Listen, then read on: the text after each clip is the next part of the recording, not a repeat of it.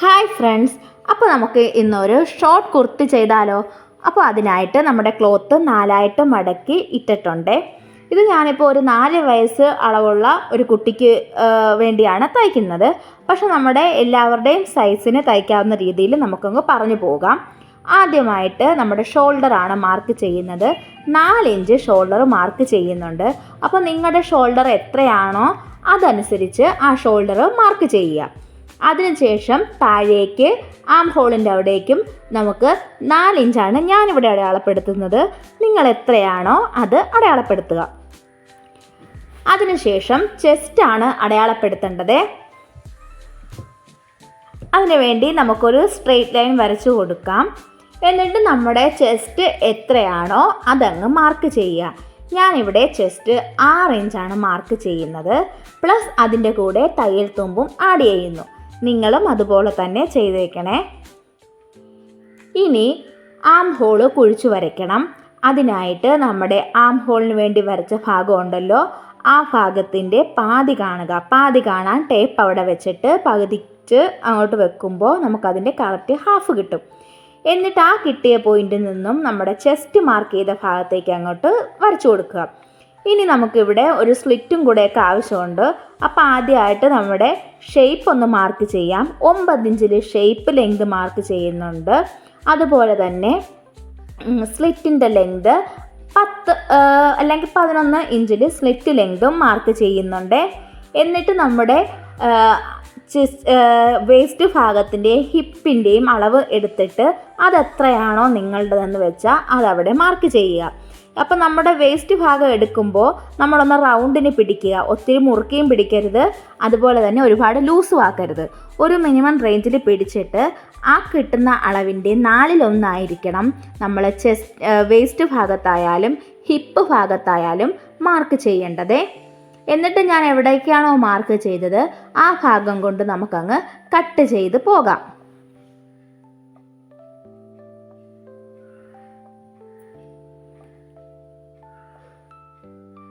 അങ്ങനെ ഞാനിവിടെ കട്ട് ചെയ്ത് പോയിട്ടുണ്ട്. ഇനി നമ്മുടെ ഫ്രണ്ട് പാർട്ട് മാത്രമാണ് ഇപ്പോൾ എടുത്തിട്ടിരിക്കുന്നത്. ഇനി ഫ്രണ്ട് പാർട്ടിൽ നമ്മുടെ നെക്കിൻ്റെ അളവ് മാർക്ക് ചെയ്യാം.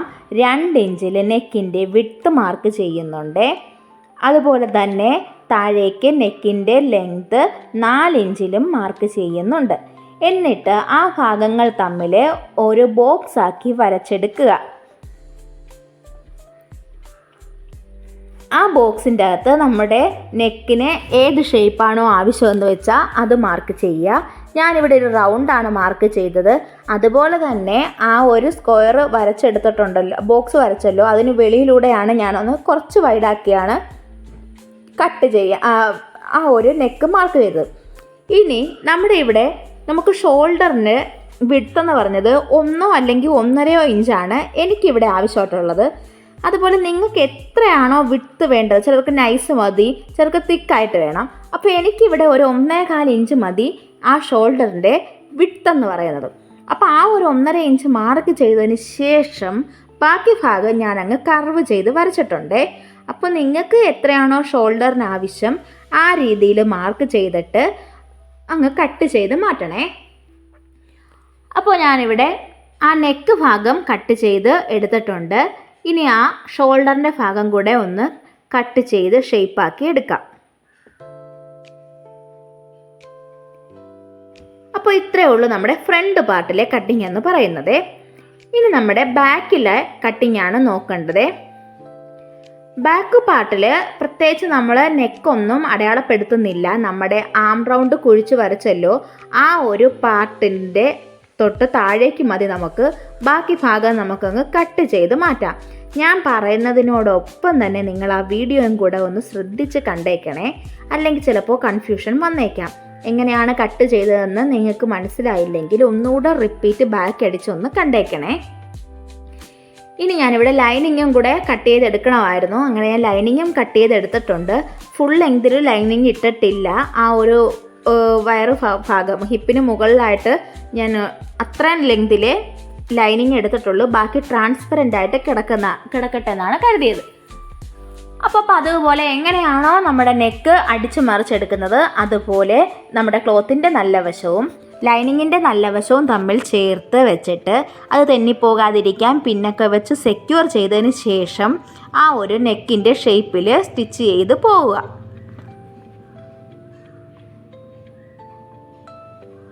അങ്ങനെ സ്റ്റിച്ച് ചെയ്തെടുത്തതിന് ശേഷം ഈ ബാലൻസ് വന്ന ആ ഒരു ക്ലോത്ത് നമുക്കങ്ങ് കട്ട് ചെയ്ത് മാറ്റിയേക്കാം.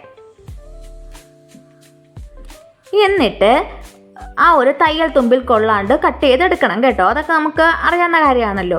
ഇവിടെ നമ്മുടെ ഫ്രണ്ട് പാർട്ടിൻ്റെ നെക്കുമായിട്ട് അറ്റാച്ച് ചെയ്തുകൊണ്ട് ഒരു ഡോറിയും കൂടെ നമുക്ക് ആവശ്യമുണ്ട്. അപ്പോൾ ആ ഡോറിക്ക് അത്യാവശ്യം ലെങ്തിൽ തന്നെയാണ് ഞാൻ എടുത്തിരിക്കുന്നത്.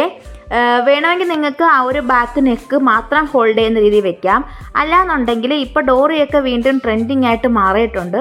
അപ്പോൾ കുറച്ച് ബാക്ക് പോർഷൻ ഹിപ്പ് വരെ കിടക്കുന്ന രീതിയിൽ വേണമെങ്കിലും ഡോറി എടുക്കാം. അപ്പോൾ ഡോറി എടുക്കാൻ വേണ്ടി ഞാൻ മാക്സിമം നൈസായിട്ട് രീതിയിൽ ഒരു സ്റ്റിച്ച് കൊടുത്തേ. എന്നിട്ട് നല്ല തിക്കിൽ കുറച്ച് നൂലിങ്ങനെ ഒരു വലിയ സൂചിയിൽ കെട്ടിയിട്ട് എടുത്തിട്ടുണ്ട്. അത് നമ്മുടെ ആ ഒരു ഡോറിയുടെ തുണിയിൽ ഒരു സ്റ്റിച്ച് കൊടുത്ത് കെട്ടിട്ടെടുക്കുക. എന്നിട്ട് ഇതുപോലെ സൂചിയുടെ ബാക്ക് ഭാഗം ഹോളുള്ള ഭാഗം തിരിച്ച് അങ്ങോട്ട് ആ ഒരു തുണിയുടെ അകത്തൂടെ കയറ്റി കൊടുക്കുക. ഇത് എനിക്ക് അറിയാവുന്നതും എനിക്ക് കുറച്ച് ഈസി ആയിട്ട് തോന്നുന്നതുമായ ഒരു ഡോറി മേക്കിംഗ് രീതിയാണ്. അപ്പോൾ നിങ്ങൾക്ക് ഇതിൽ നല്ല എളുപ്പ രീതികൾ അറിയാവുന്നുണ്ടെങ്കിൽ ഉറപ്പായിട്ടും നമ്മുടെ കമൻറ്റ് ബോക്സിൽ ഒന്ന് പറഞ്ഞേക്കണേ. എനിക്കും കാണുന്ന മറ്റുള്ളവർക്കും അത് യൂസ്ഫുൾ ആവുമല്ലോ. അപ്പോൾ നിങ്ങളുടെ ഓരോ അറിവുകളും ഒരാളുടെ അറിവുകളും ഒട്ടും ചെറുതായിരിക്കത്തില്ല, എല്ലാ അറിവും വലുതാണ്. അപ്പം നിങ്ങൾക്കറിയാവുന്ന ഐഡിയാസൊക്കെ ഒന്ന് പറഞ്ഞു തന്നേക്കണേ. അപ്പോൾ നമ്മളിത് ഇങ്ങനെ വലിച്ച് എടുക്കുവാണേ.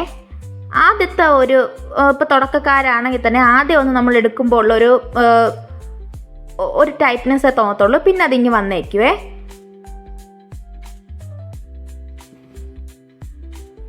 ഇങ്ങനെ പെയ്യെ വലിച്ചെടുക്കുക. അപ്പോൾ നമുക്ക് അത്യാവശ്യം നല്ല ഉരുണ്ടിട്ടുള്ള ഒരു ഡോറ് തന്നെയാണ് കിട്ടിയിട്ടുള്ളത്. ഇതുപോലെ ഒരെണ്ണം കൂടി ചെയ്തെടുക്കണം. ഇനി നമുക്കിത് അറ്റാച്ച് ചെയ്യുന്ന എവിടെയാണെന്ന് നോക്കാം. നമ്മുടെ ലൈനിങ്ങിൻ്റെയും മെയിൻ ക്ലോത്തിൻ്റെയും ഇടയ്ക്കായിട്ട് വേണം ഈ ഡോറിയെ നമ്മൾ സ്റ്റിച്ച് ചെയ്ത് എടുക്കേണ്ടത്. അപ്പോൾ എങ്ങനെയാണ് വെക്കുന്നതെന്ന് നമുക്ക് ഒന്നുകൂടെ നോക്കാം. നമ്മുടെ ആ ഒരു ഫ്രണ്ട് പാർട്ടുണ്ടല്ലോ, ആ പാർട്ടിനെ ഒന്ന് മാറ്റി വെച്ചിട്ട് ആ ലൈനിങ് പാർട്ടിലോട്ട് വെക്കുക. എന്നിട്ട് ആ ലൈനിങ് പാർട്ടും കൂടെ വെച്ച് നമുക്കങ്ങ് അടിച്ചു കൊടുക്കാം. ഇതിപ്പോൾ മോശം വശമാണ് നമ്മൾ അടിച്ചുകൊണ്ടിരിക്കുന്നത്. ഈ സമയത്ത് തന്നെയാണ് നമ്മൾ ആ ഒരു ആം ഹോളിൻ്റെ ഭാഗമൊക്കെ ഒന്ന് സ്റ്റിച്ച് ചെയ്തെടുക്കുന്നത്. ഇപ്പോൾ രണ്ട് വശത്തും വെച്ചിട്ടുണ്ട്. എന്നിട്ട് നമുക്കങ്ങ് ആ ബാലൻസ് വന്ന ലൈനിങ് പാർട്ടും ഒക്കെ ഒന്ന് കട്ട് ചെയ്ത് മാറ്റിയിട്ട് സ്റ്റിച്ച് കൊള്ളാത്ത രീതിയിൽ ഓരോ കട്ടിട്ട് നമുക്ക് കൊടുക്കാം. ഇത് തിരിച്ചെടുക്കുന്നതിന് വേണ്ടിയേ. കണ്ടോ, ഓരോ സ്റ്റിച്ച് കുഞ്ഞു സ്റ്റിച്ച്. ഈ സമയത്ത് നമ്മൾ കഴുത്തിലും അങ്ങനെ തന്നെ കൊടുക്കുന്നുണ്ട്. കഴുത്തും മറിച്ച് നമ്മൾ എടുത്തിട്ടില്ല. ഈ സമയത്ത് നമുക്കിത് മറിച്ചെടുക്കാം.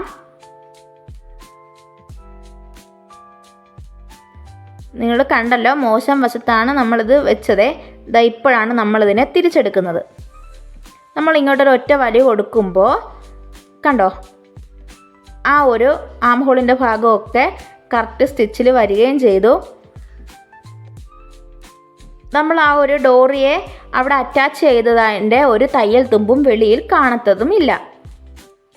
ഇനി നമുക്ക് ആ ആം ഹോളിൻ്റെ ഭാഗവും നെക്കിൻ്റെ ഭാഗവും ഒക്കെ ഒന്ന് പതിച്ചടിക്കാം.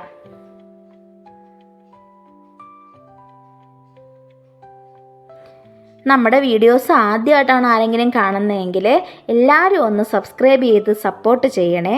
അതുപോലെ തന്നെ നിങ്ങളുടെ കമൻറ്റുകളും ലൈക്കുകളും ഷെയറുകളും എല്ലാം നമ്മുടെ സപ്പോർട്ടിന് ആവശ്യമാണ്. അപ്പോൾ എല്ലാവരും കൂടെ കാണുമെന്ന് എപ്പോഴത്തെയും പോലെ തന്നെ വിശ്വസിക്കുന്നു. നിങ്ങൾക്ക് ഞാനിടുന്ന വീഡിയോസൊക്കെ യൂസ്ഫുൾ ആണെന്ന് തോന്നുന്നുണ്ടെങ്കിൽ ഉറപ്പായിട്ടും അത് കമൻറ്റിൽ പറയുകയും മറ്റുള്ളവർക്കായിട്ട് ഷെയർ ചെയ്യാൻ മറക്കുകയും ചെയ്യരുതേ.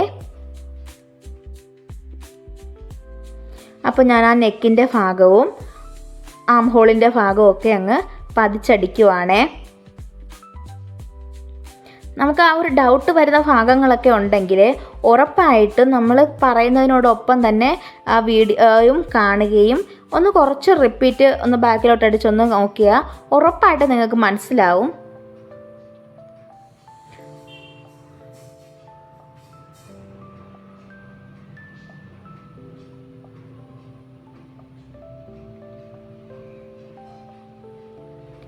അപ്പോൾ നമ്മുടെ പെർഫെക്റ്റ് ആയിട്ട് ആ ഒരു ഫ്രണ്ട് ഭാഗം നമുക്ക് കിട്ടിയിട്ടുണ്ടേ.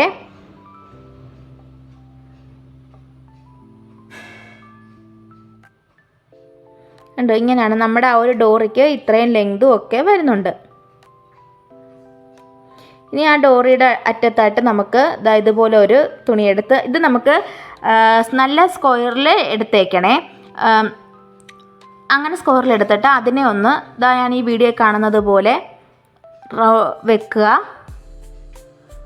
എന്നിട്ട് ഒന്നുകൂടെ അതൊന്ന് മടക്കുക കേട്ടോ.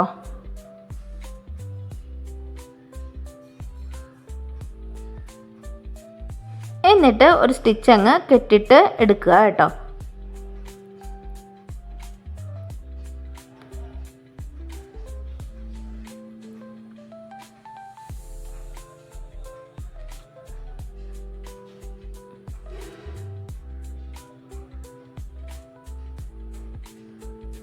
ഇതിങ്ങനെ തിരിച്ചെടുക്കുമ്പോൾ നമ്മുടെ ആ ഒരു ഡോറിയുടെ അറ്റത്തിടുന്ന ആ ഒരു കുഞ്ചലം പോലത്തെ ആ ഒരു സംഭവം വളരെ ഈസി ആയിട്ട് നമുക്ക് ചെയ്തെടുക്കാനും പറ്റും.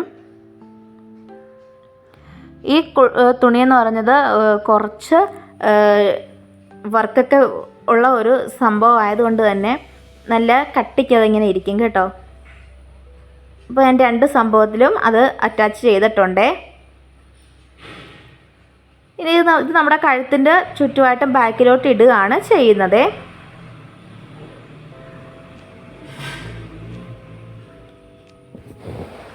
ഇനി ആ ലൈനിങ് പോർഷൻ്റെ അറ്റഭാഗമൊക്കെ നമുക്കൊന്ന് സ്റ്റിച്ച് ചെയ്തെടുക്കാവേ. ആദ്യം ഒരു മടക്ക് മടക്കി പിന്നെ ഒന്ന് കംപ്ലീറ്റ് ആയിട്ട് അങ്ങ് മടക്കി എടുക്കുവാണേ. ഇനി അതുപോലെ തന്നെ ബാക്ക് പാർട്ടിൽ നമുക്ക് ലൈനിങ് എടുത്തിട്ടുണ്ട്. ഞാൻ ബാക്ക് പാർട്ടിൽ ഒരുമിച്ചിട്ടാണ് ഫ്രണ്ടും ബാക്കിൻ്റെയും ലൈനിങ് കട്ട് ചെയ്തെടുത്ത്, അതുകൊണ്ടാണ് ആ ഒരു പാർട്ട് ഉണ്ടായിരുന്നത്. അതിപ്പോൾ ഞാനങ്ങ് കട്ട് ചെയ്ത് മാറ്റി. അപ്പോൾ ഇവിടെ നമ്മളിതാ നല്ല വശവും ചേർത്ത് സ്റ്റിച്ച് ചെയ്യുവാണേ ബാക്ക് പാർട്ടിൻ്റെ. എന്നിട്ട് ഇതങ്ങ് തിരിച്ചെടുക്കാം.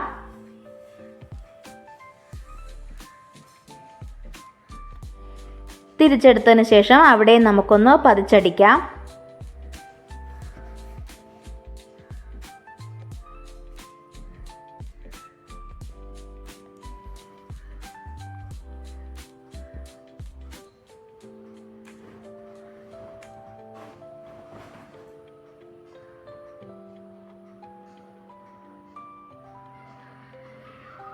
ഇനി നമ്മുടെ ബാക്ക് വശത്ത് ഒരു സിബും കൂടെ അറ്റാച്ച് ചെയ്യേണ്ടതുണ്ട്.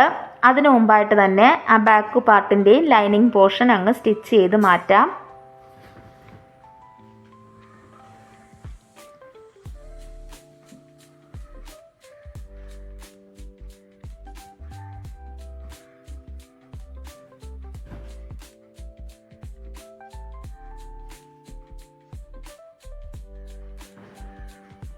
നമ്മുടെ ആ ഒരു ബാക്ക് പാർട്ടിൻ്റെ ആ ഭാഗം ഒന്ന് പതിച്ചടിക്കുവാണേ.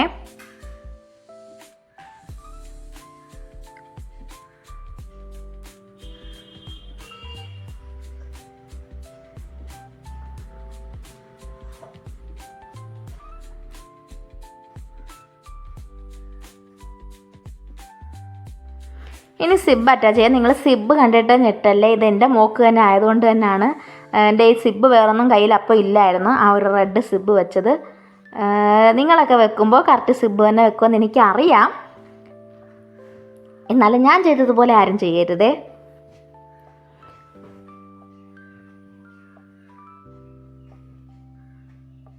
അപ്പോൾ ആദ്യം തന്നെ നമ്മുടെ സിബിൻ്റെ ലെങ്ത് എവിടം വരെയാണെന്ന് നമുക്കൊന്ന് മാർക്ക് ചെയ്യാവേ. അതിനുശേഷം അതനുസരിച്ച് വേറൊരു ക്ലോത്ത് നമുക്ക് കട്ട് ചെയ്ത് ഇതുപോലെ എടുക്കണം. ആ കട്ട് ചെയ്തെടുത്ത ക്ലോത്തിൻ്റെ 3 വശവും നമുക്കൊന്ന് സ്റ്റിച്ച് ചെയ്ത് എടുക്കാം. നമുക്ക് ആ ഭാഗം ഒന്ന് സ്റ്റിച്ച് ചെയ്തെടുക്കാം.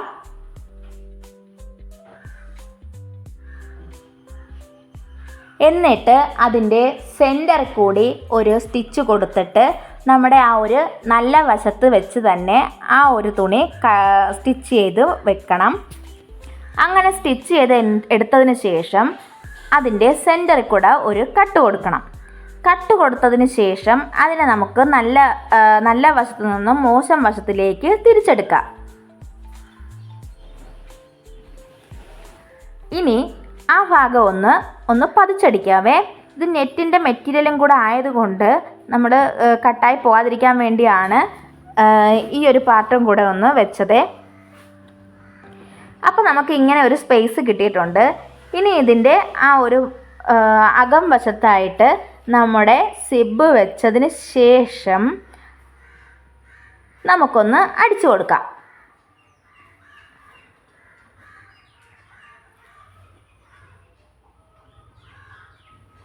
വീഡിയോയിൽ കാണുന്നത് പോലെ തന്നെ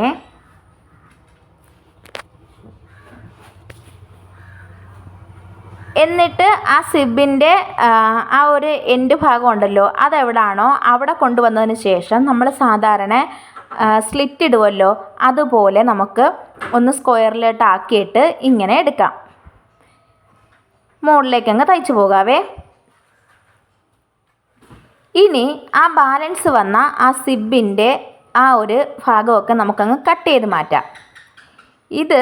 ഈ ഒരു റെഡ് ഭാഗം കാണുന്നുണ്ടെന്ന് നിങ്ങൾക്ക് മനസ്സിൽ തോന്നിക്കാണും. നമുക്ക് അതിനെ കവർ ചെയ്ത് വേറൊരു ഐഡിയ കൂടെ ചെയ്യാം. നമ്മൾ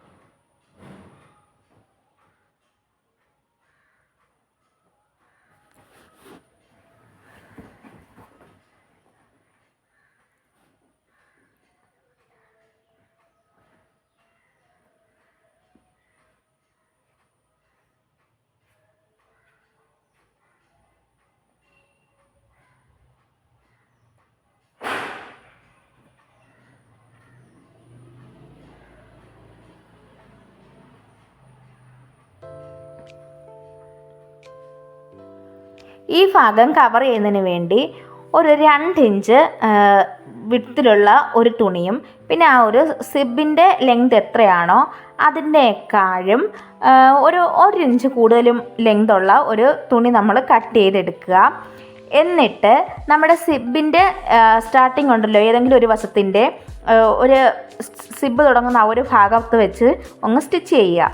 എന്നിട്ട് താഴെ വരുമ്പോൾ ഇതുപോലെ വീഡിയോയിൽ കാണുന്നത് പോലെ ഒന്ന് മടക്കുക, എന്നിട്ടൊരു സ്റ്റിച്ച് കൊടുക്കുക. കണ്ടോ, ആ ഒരു ഭാഗം ഞാൻ ഒന്നുകൂടെ പതിച്ച് അടിക്കുന്നുണ്ട്.